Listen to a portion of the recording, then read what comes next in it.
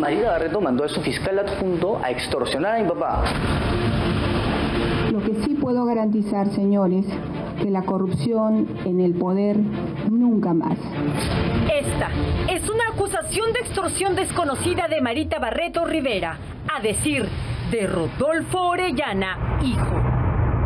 Marita Barreto mandó a su fiscal adjunto a extorsionar a mi papá con una solicitud de detención preventiva de 18 meses, prorrogable por 18 meses más, contra la mamá de mi hermana. Y le dijo que si él declaraba contra Carlos Ramos Heredia y decía de que no solo lo conocía, no solo era su amigo, sino que también él había recibido dádivas o dinero de parte de mi padre, ella y la Fiscalía de Lavado de Activos no iba a pedir la detención preventiva contra mi papá. Según el joven abogado, hijo del controvertido empresario, hoy preso, acusado de liderar una organización criminal, las amenazas se cumplieron. Pero en los siguientes 30 días solicitan la detención preventiva de mi madrastra, de la mamá de mi hermana, siembran un celular en el pabellón de mi papá y lo trasladan a Chayapalca. Es tortura y es venganza. Esta es la historia de cómo se tejió una estrategia para defenestrar al entonces fiscal de la Nación, Carlos Ramos Heredia, según Orellana, hijo, atentando contra las libertades de otros. Con confesiones fabricadas y turbios métodos para conseguir evidencias, todo por intereses personales, para que Pablo Sánchez Velarde llegue al máximo cargo del Ministerio Público. Hay evidentemente una conspiración de hace muchos meses. Conseguir la declaración de mi papá contra Carlos Ramos, conseguir la declaración de mi tía de que mi papá estaba vinculado con Carlos Ramos Heredia y también la extorsionó diciéndole de que si no declaraba eso iba a pedir la detención del esposo de mi tía y papá de sus hijos. Rodolfo Orellana, en esta historia, el gran padrino habría sido Pablo Sánchez Velarde, fiscal de la Nación y poderoso protector de una fiscal impetuosa, dispuesta a todo con tal de escalar y escalar a su manera. Es la versión de un joven abogado que dice conocer muy bien a la fiscal Marita Barreto. Sin distingos de personajes, acá la ley se tiene que aplicar.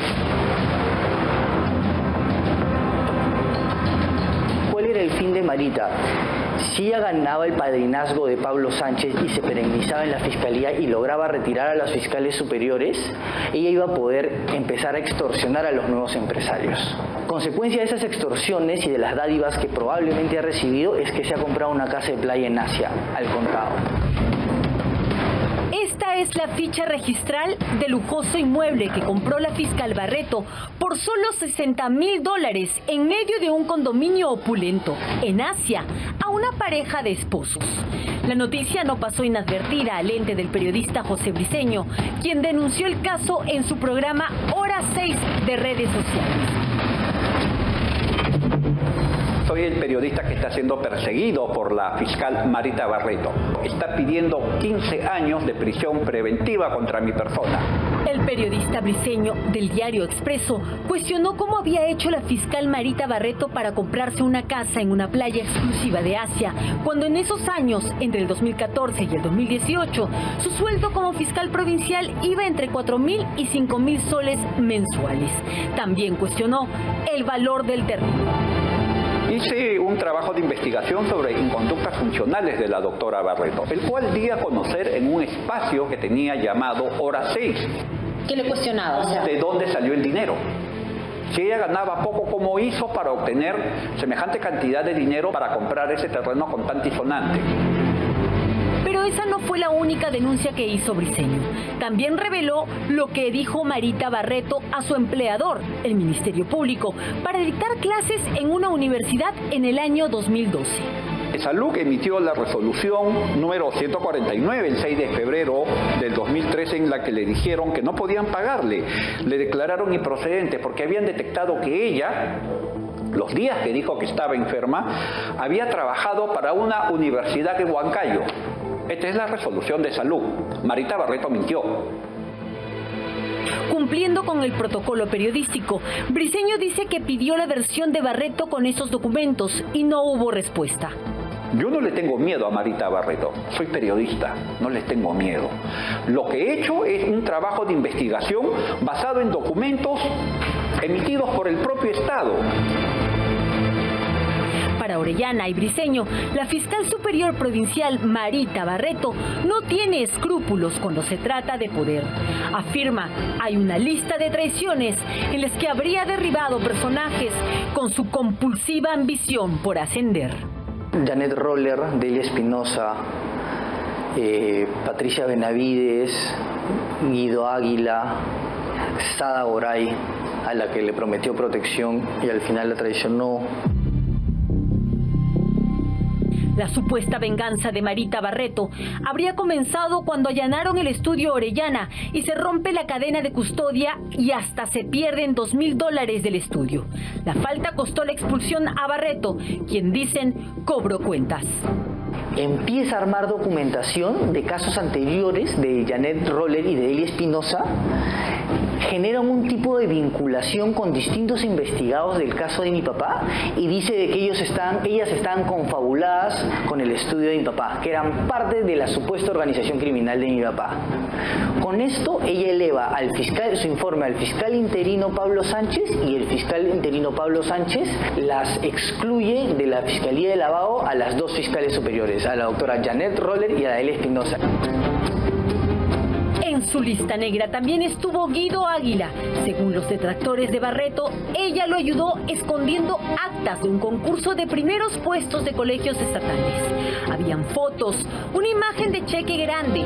Todo se ocultó para lograr ser miembro del Consejo Nacional de la Magistratura. Pero la traición de Marita llegó a los 2 años. Marita Barreto, que seguía por el olor a sangre, saca todas las actas del concurso y las hace públicas. Entonces ya Guido no solo estaba vinculado con el caso Cuellos Blancos, sino también estaba vinculado una vez más con el caso Orellana. Le dio la patadita final para que lo saquen del Consejo Nacional de la Magistratura. Posteriormente siguió Patricia Benavides, que ya es historia conocida, y finalmente Sada Goray. A Sada Goray le permiten viajar al extranjero. Le permiten venir a firmar cada 45 días. Le van a tomar sus declaraciones a Punta Cana y a Miami. Utilizan las declaraciones para tumbarse a Castillo. Ni bien pisa tierra en Perú, meten la solicitud de prisión preventiva, el juez, que funciona como mes de partes, se la da y a la media hora se acerca la policía a detenerla. En medio de tales acusaciones, solicitamos a la fiscal coordinadora de EFICOP, Marita Barreto, conocer sus descargos frente a cargos tan graves. Primero le enviamos un mensaje vía WhatsApp sin respuesta. Después, fuimos a buscarla a su domicilio. Hemos llegado hasta la casa de la fiscal Marita Barreto para recoger su versión como corresponde en todo reportaje periodístico. No la estamos acosando ni haciendo ningún tipo de marcaje y reglaje, como ya intentó observar en este documento, en una citación policial de marzo de 2024, de este año, a la que tuve que acudir para defenderme. En Willax, señora Marita Barreto, solo hacemos periodismo. Espera en la puerta de la casa de un fiscal para que pueda declarar o toca el timbre, ¿es reglaje, marcaje? No, para nada. Eso es cumplimiento de un deber, cumplimiento de una función o de una profesión, el desarrollo profesional. Para que exista marcaje, el fiscal está en la obligación de probar que quien hacía el seguimiento, la vigilancia, lo hacía con la intención de cometer un delito a futuro. Y ese, por supuesto, no es el caso de ningún periodista, cuya finalidad no es cometer un delito, sino obtener información. Pero en esta historia hay más irregularidades que desencadenaron hasta una denuncia penal contra Marita Barreto por presunta falsificación de documentos y fraude procesal. Barreto usaba un sello como fiscal provincial titular cuando era solo adjunta. Lo que sucede es que Marita Barreto, en su afán de afianzarse y sentirse más poderosa, decide mandarse un sello como si fuera fiscal provincial titular, cargo para el que no había ganado concurso hasta antes del caso de mi padre. ¿Y qué es lo más gracioso? Ella empieza a sellar como fiscal titular por más de un año hasta que nos damos cuenta y planteamos las denuncias respectivas. Así se puede ver claramente en el acta de entrega del colaborador eficaz CELAF 05-2015 que Barreto usa el sello como titular provincial con fecha 21 de mayo de 2015, cuando según esa resolución del entonces Consejo Nacional de la Magistratura obtuvo el cargo recién en octubre, es decir, 7 meses después. Si se hubiese colocado una T de titular y ella en ese momento no hubiese ostentado el cargo de titular, sino simplemente de provisional, en realidad lo que tendríamos es un error administrativo, probablemente un error en la confección del sello. Habría que ver con quién se hizo estos sellos, porque normalmente los sellos son dados por la institución a los fiscales. Pero eso no habría sido su único error.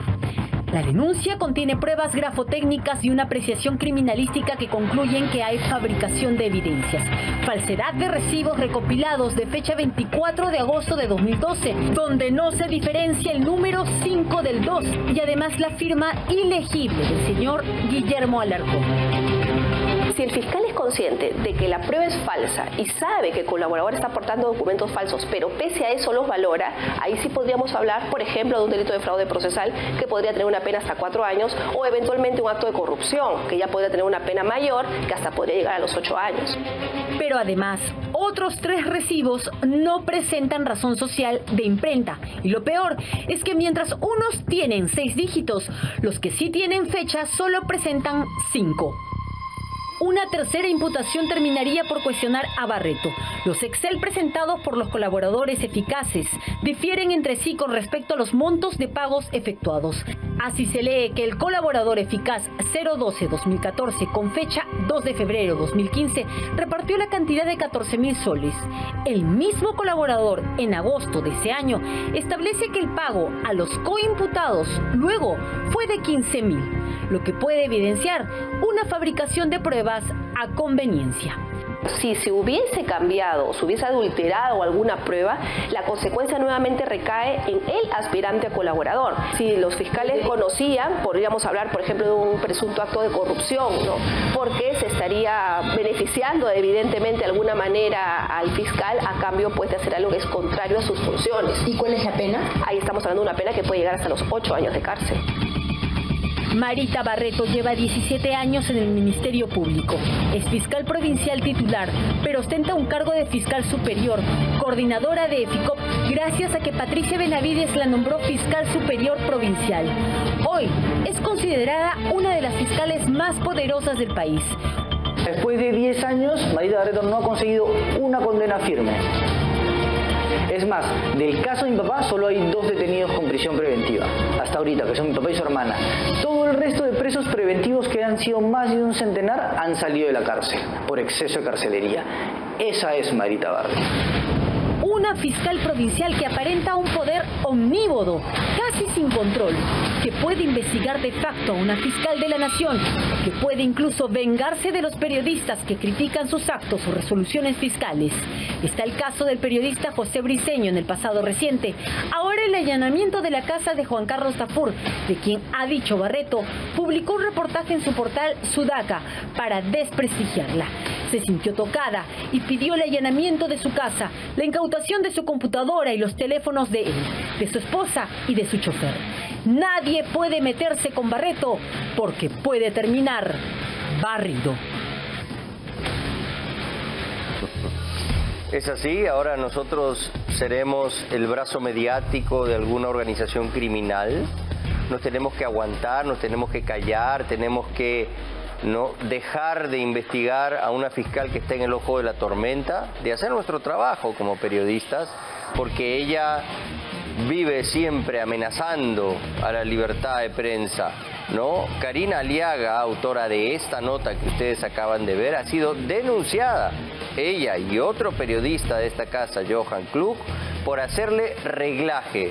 ¿Qué hacían nuestros reporteros? Estaban yendo a pedirle su opinión sobre un tema de interés nacional y ella los ha denunciado en una comisaría por reglaje. Así es Marita Barreto. Pero eso no es lo peor, porque lo que descubrimos aquí respecto de la denuncia que hace, ¿no?, esta indagación perfectamente dentro del marco de sus funciones periodísticas, ¿no? Este reportero del diario Expreso, José Briceño, que descubre algo que es incómodo para Marita Barreto. La adquisición de una casa en Asia valorizada en $60.000, algo que ya de por sí es sospechoso, porque parece que debiera valer más. Pero en ese momento, con el sueldo de fiscal provincial que tenía, no le alcanzaba, pues. Entonces, allí ya hay una señal de desbalance patrimonial que merece una investigación y está siendo investigada, por eso dicho sea de paso. ¿Pero qué hizo? En venganza, porque así funciona Marita Barreto, lo metió al caso Orellana y está pidiendo 15 años de cárcel a este reportero de Diario Expreso por haber tenido la osadía de mostrar su casa de playa de $60.000. Entonces ahora él es parte de la organización criminal, es el brazo mediático de la organización criminal. Lo mismo que le está haciendo a Juan Carlos Tafur el día de hoy.